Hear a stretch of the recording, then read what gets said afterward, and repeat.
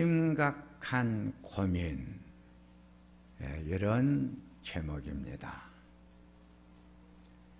오늘 본문을 보면 한 청년이 심각하게 고민을 하고 있습니다.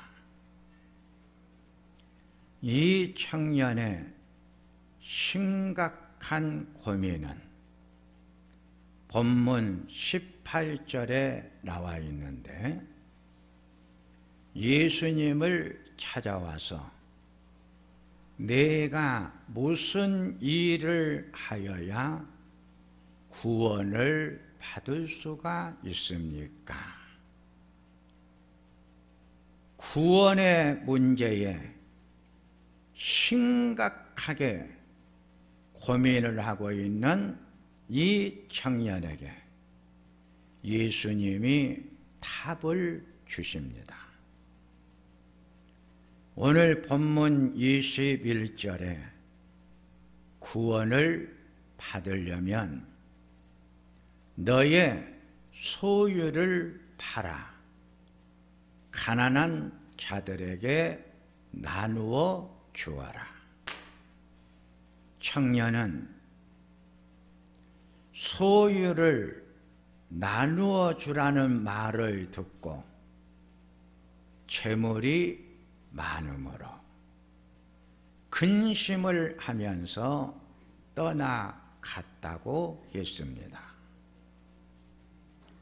청년은 구원을 받으려면 선행을 많이 해야 하기에 선한 일, 선행하기가 어려웠습니다. 결국 심각한 고민이었던 구원의 문제를 해결받지를 못했습니다.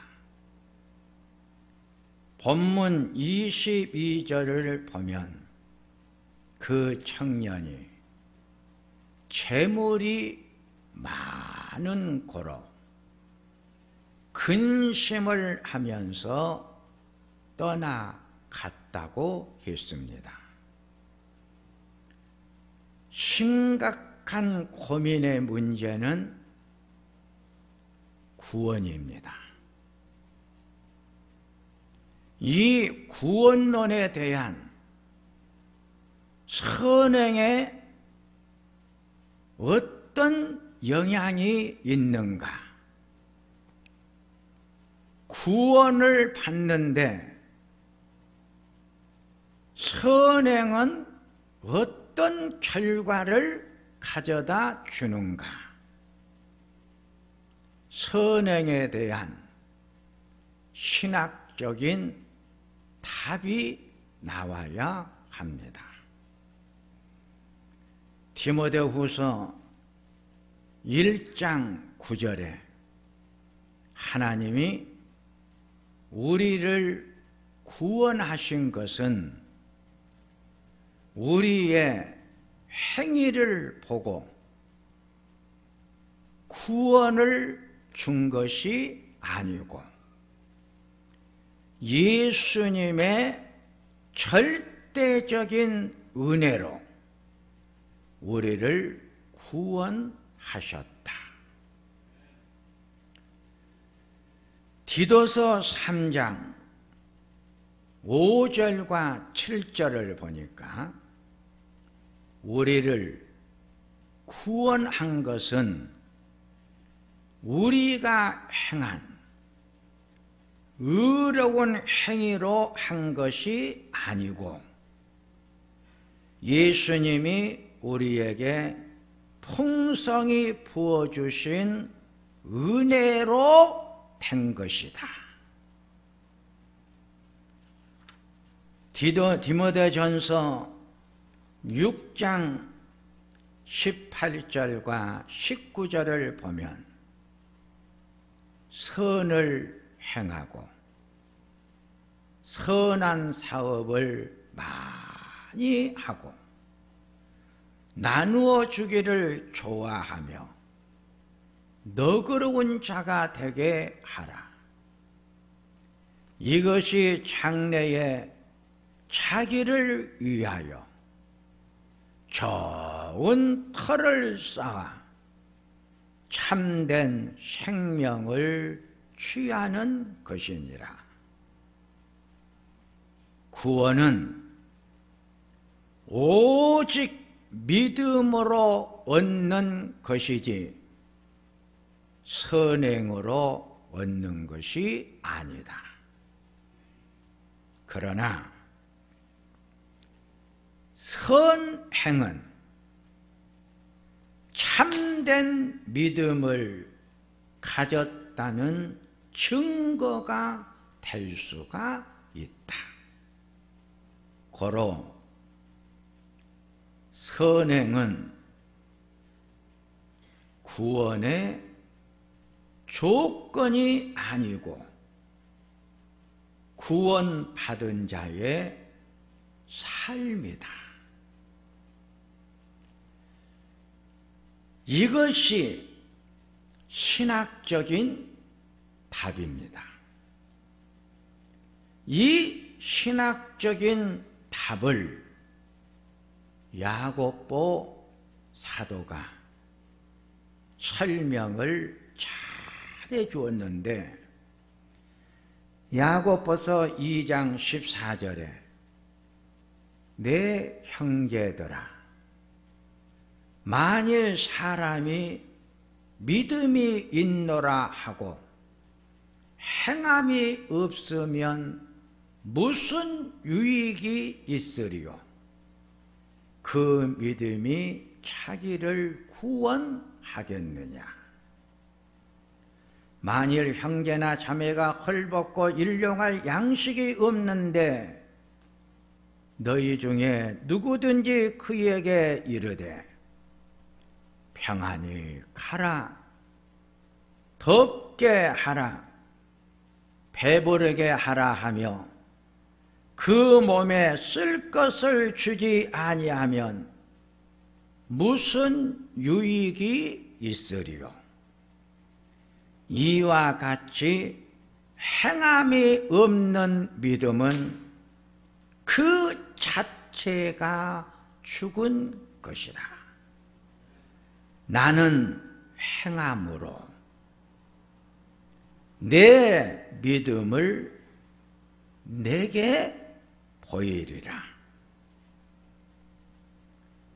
믿음의 열매는 선행, 행함입니다.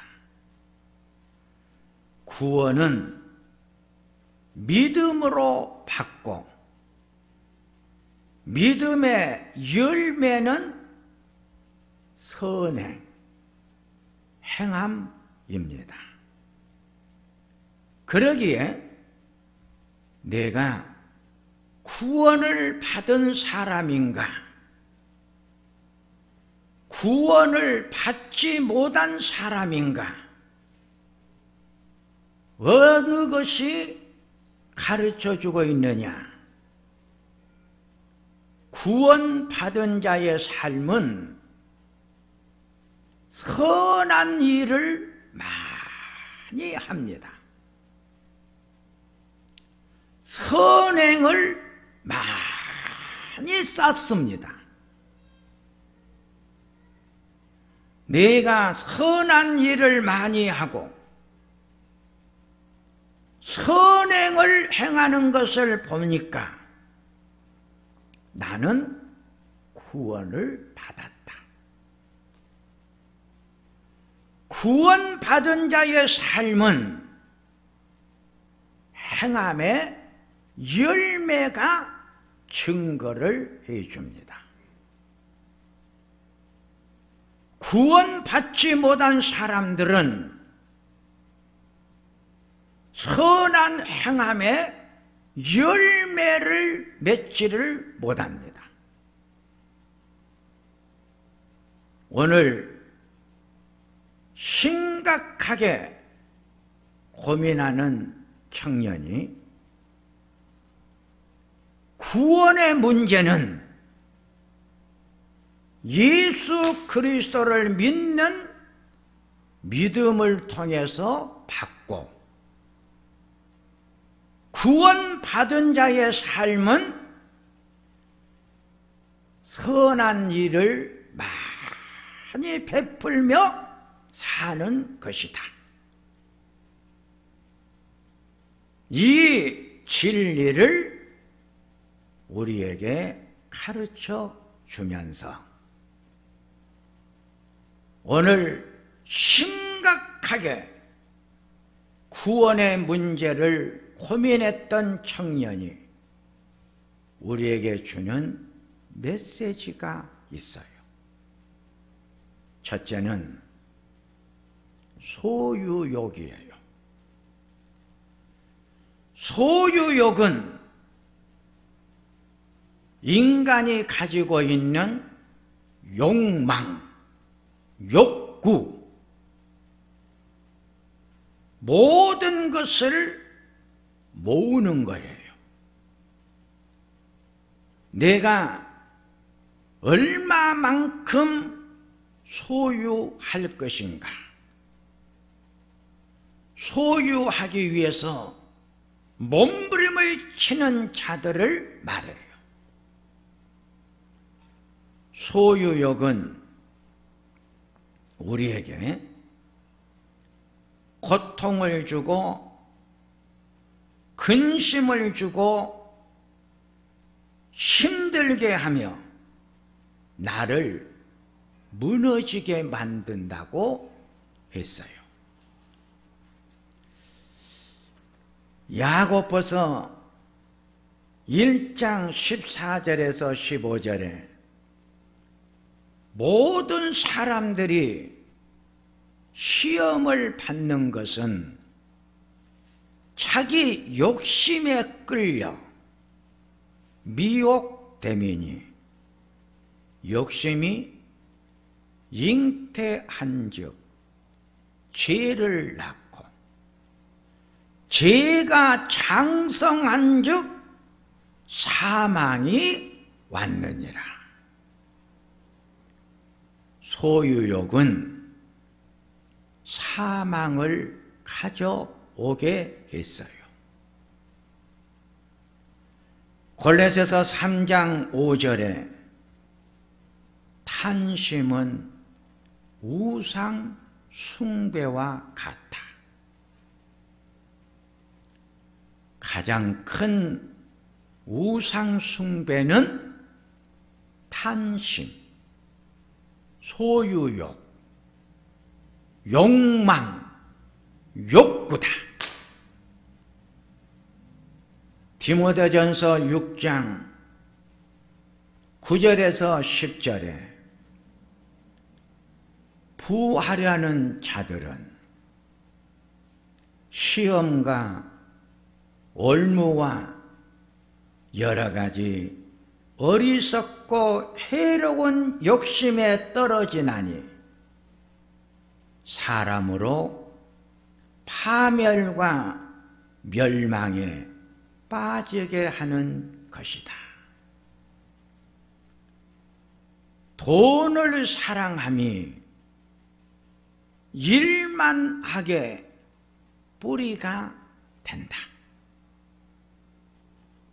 돈을 사랑함이 많은 미혹을 받는다.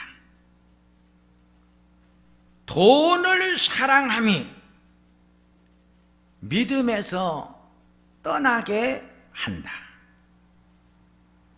돈을 사랑함이 나로 하여금 근심으로 나를 찌르게 한다. 바울은 소유욕에 사로잡혀 사는 자들에게 오는 것을 이렇게 설명을 했습니다. 요한복음 12장 1절에서 6절을 보면 마리아가 예수님의 발에 비싼 향유를 붓고 머리털로 팔을 닦으니 향유 냄새가 집에 가득하더라. 이 아름다운 모습을 보고 가룟 유다가 마리아에게 하는 말이, 그 비싼 향유를 팔아 가난한 사람들에게 나누어 주면 더 좋지 않겠느냐. 당시 이 향유를 팔면 300데나리온을 받을 수가 있었어요. 당시 300데나리온의 돈은 1년 노동갑이었어요. 가룟 유다가 이렇게 말하면 가난한 자들을 생각한 것이 아니고 그는 도둑이다, 돈을 훔쳐간 자라고 성경은 말을 합니다. 가룟 유다는 오직 소유욕에 사로잡혀 욕망을 채우려고만 했습니다. 결과 사도행전 1장 18절을 보니까 배가 터져 탕자가 다 흘러 나왔다고 했어요. 가룟 유다의 비참한 죽음의 모습을 우리들에게 보라고 성경은 말을 합니다. 탐심, 욕심, 소유욕, 결과는 비참한 파멸입니다. 사도행전 5장 1절에서 10절을 보니까 아나니아와 삽비라 부부가 소유를 팔았습니다. 소유를 팔다 보니까 그들의 손에 돈이 들어왔습니다. 돈을 본 순간 소유욕이 살아났습니다. 얼마를 감춰놓고 사도들에게 가지고 갔습니다. 사도들이 묻습니다. 판 전체의 돈을 가지고 왔느냐? 이 부부는 하나님 앞에서 거짓말을 합니다. 전체를 가지고 왔습니다.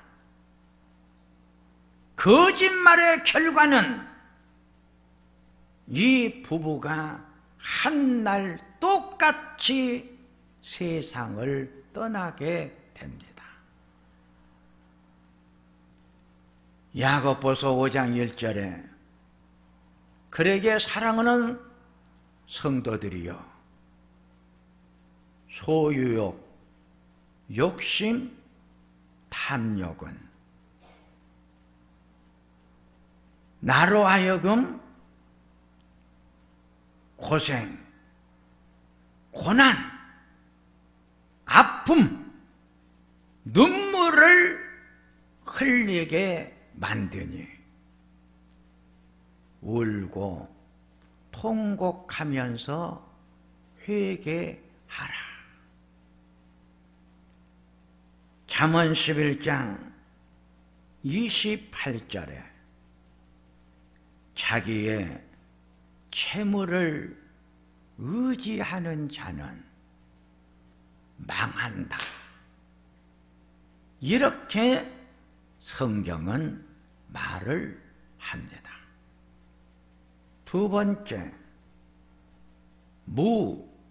무소유입니다. 무소유는 자족할 줄 아는 사람이 되라는 것입니다. 빌립보서 4장 11절에서 12절에 보면 바울이 나는 자족할 줄 아는 일체의 비결을 배웠다고 고백을 한 말씀이 나옵니다. 내가 궁핍함으로 말하는 것이 아니라 어떠한 형편이든지 나는 자족하기를 배웠노니 나는 비천에 처할 줄도 알고 풍부에 처할 줄도 알아. 모든 일, 배부름, 배고픔, 풍부, 궁핍에 대한 일체의 비결을 배웠노라. 디모데전서 6장 6절에서 8절을 보니까 자족하는 마음이 있으면 경건은 큰 이익이 되느니라. 우리가 세상에 아무것도 가지고 온 것이 없으니 또한 아무것도 가지고 가지 못하리니 우리가 먹을 것과 입을 것이 있은즉 촉한 줄로 알아라. 히브리서 13장 5절에 돈을 사랑하지 말고 있는 바를 촉한 줄로 알고 이 세상을 살아가십시오. 욥이 많은 물질을 다 잃었어요. 많은 자녀를 다 잃어버렸어요. 욥은 수많은 물질을 잃고 사랑하는 자녀들을 다 잃어버린 후에 그가 고백하기를 욥기 1장 21절과 22절에 내가 모태에서 알몸으로 나왔사오니 또한 알몸이 그렇게 돌아갈지어다. 주신 이도 하나님이시요 가져가신 이도 하나님이시니 하나님의 이름이 찬송을 영원히 받을지어다. 이 모든 일에 범죄하지 아니하고 하나님을 향하여 원망하지 아니하더라. 욥은 무소유, 자족의 비결을 알았어요. 그러기에 잃어버리고 나니까 그동안 얼마나 축복 속에서 살았던가를 알았고 사랑하는 자녀들이 떠나가고 나니까 사랑하는 그 귀한 자녀들을 하나님께서 나에게 주신 것을 알았어요. 그동안 나에게 주신 것 감사했습니다. 잃어버리고 떠나버리고 나니까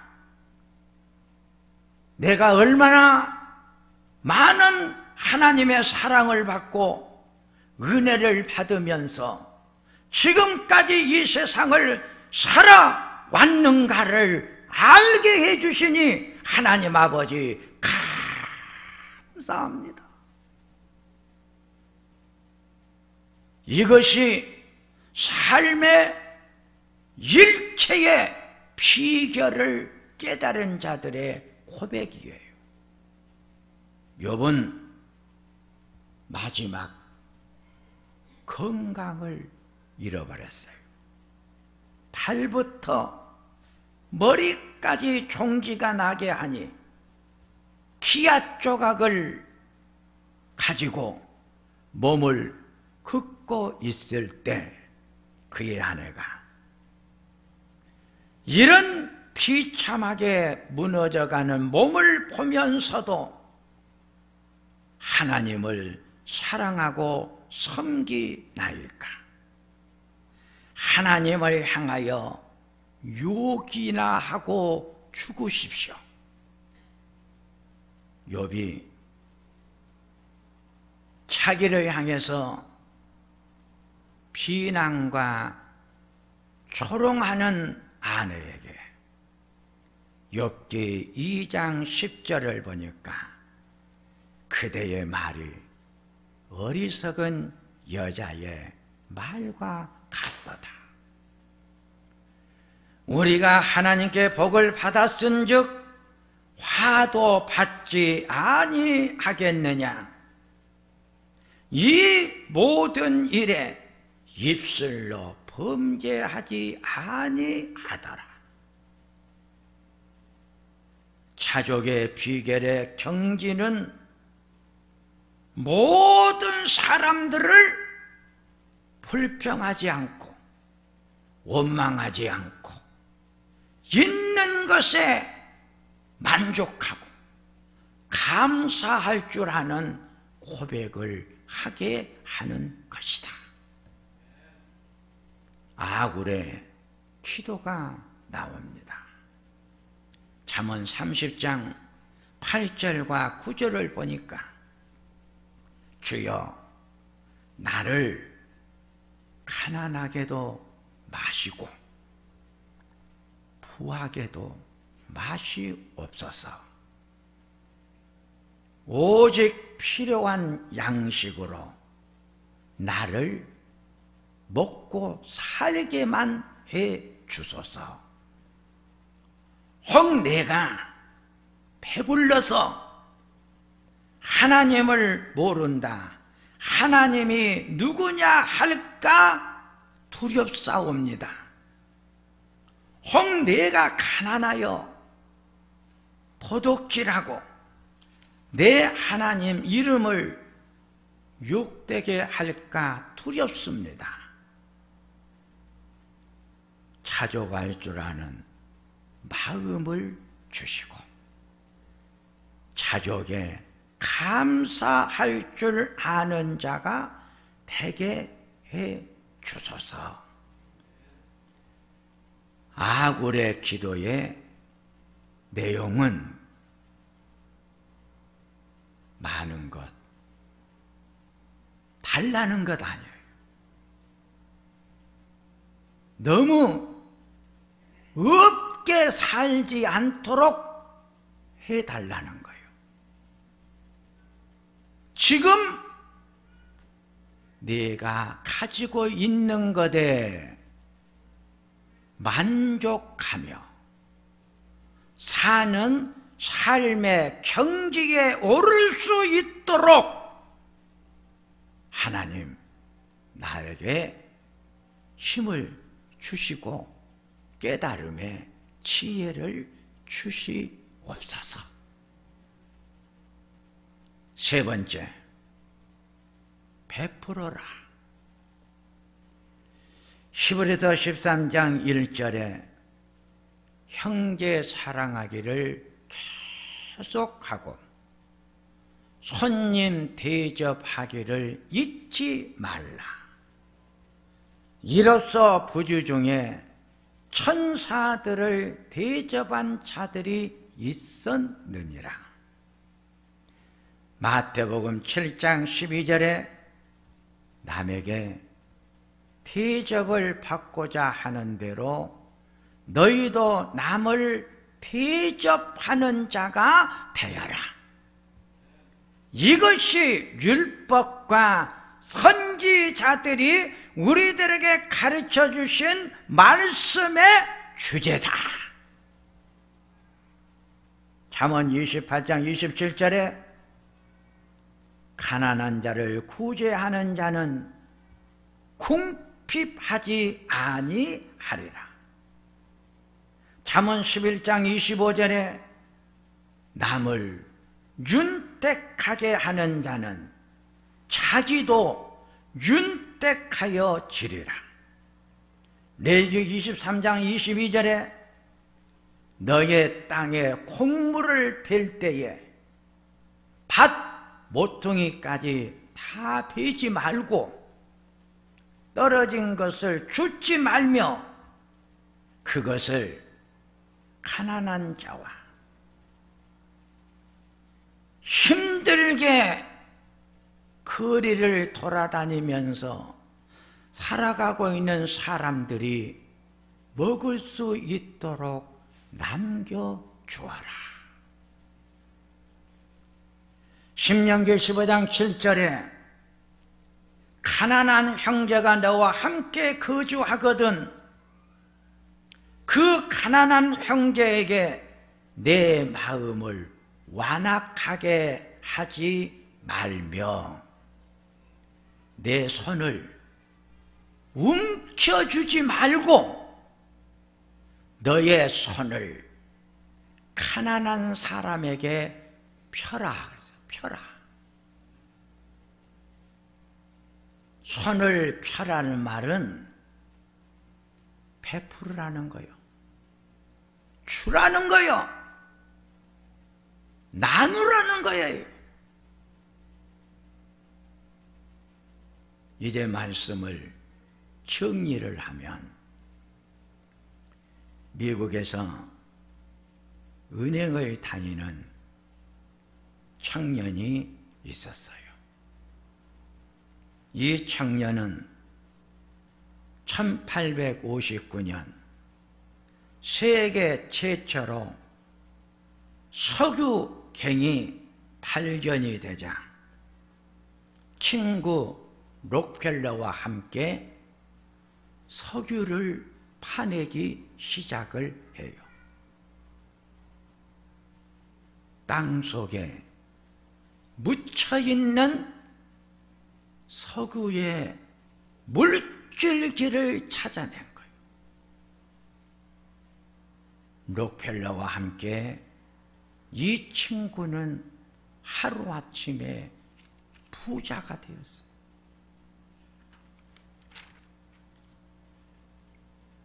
이 사람이 누구냐? 세브란스라는 사람입니다.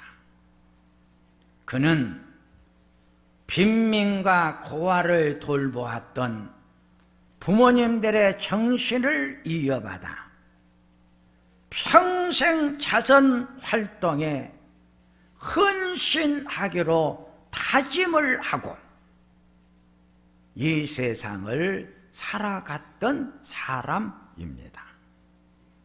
1900년 어느 날 그는 뉴욕 카네기 홀에서 연설을 듣게 되었는데 그날 연사는 당시 조선에서 의료 봉사 활동 중이었던 의사 성조사로 온 예비슨 성조사님이셨어요.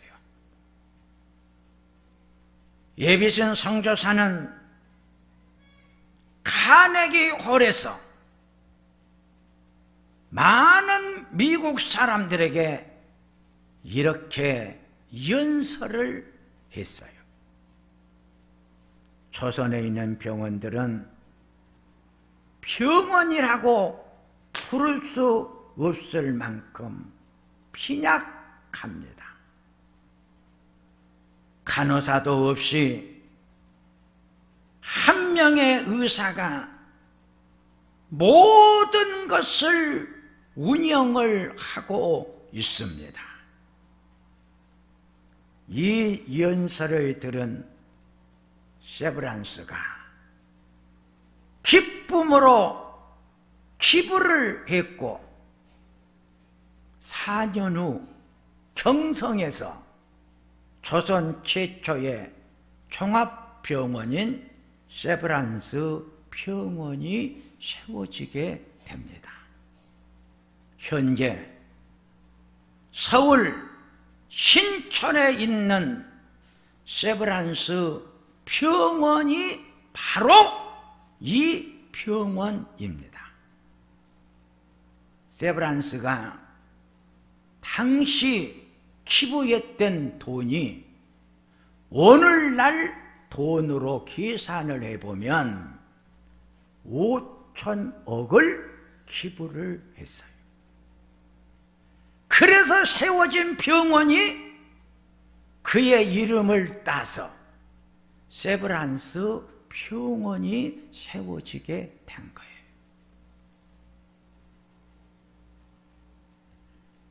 이 세브란스 병원을 당시 조선의 왕부터 백성까지 누구나 진료받을 수 있는 자선 병원으로 시작을 했어요. 이뿐 아니라 세브란스는 자신의 건강을 옆에서 책임져 주고 있는 주치의를 한국 세브란스 병원으로 보내가지고 그 병원을 섬기게끔 했어요. 그래서 이 주치의는 26년 동안 외과 전문의로 세브란스 병원에서 한국인들을 위해서 살다가 세상을 떠나게 되었어요.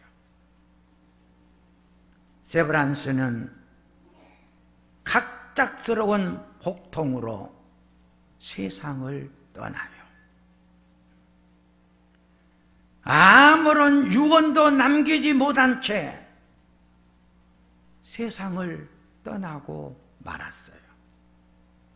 그의 주머니에서 낡은 수첩 하나가 나왔는데 그 수첩을 열어봤더니 기부할 사람들의 이름이 수첩에 가득 채워져 있는 거예요.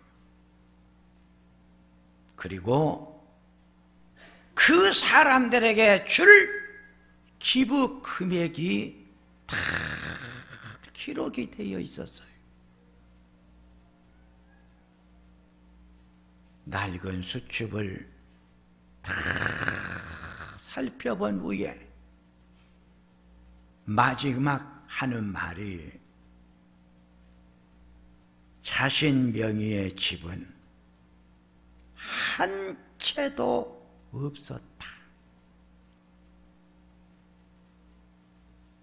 자기가 이제 살아가야 될 자기 명의의 집 한 채도 남기지를 않아. 그리고 모든 사람들에게 기부만 했던 거죠. 그는 생전에 이렇게 많은 기부를 하는 이유를 묻는 질문에 답을 주기를 받는 당신보다 주는 내가 더 행복하기 때문입니다. 받는 당신보다 베풀고 주는 내가 더 행복하기 때문입니다. 하나님 아버지, 많은 것을 받는 사람보다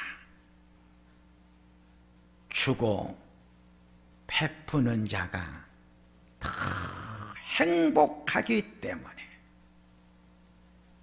예수님이 우리에게 가르쳐 주시기를 주는 자가 받는 자보다 더 행복하다고 가르쳐 주셨습니다.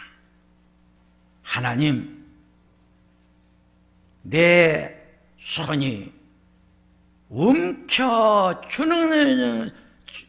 것보다 펴고 베풀고 나누는 손길이 되게 하소서. 사랑을 나누고 마음을 나누고 정을 나누며 살아가는 우리가 되게 하소서. 예수님의 이름으로 기도하옵나이다.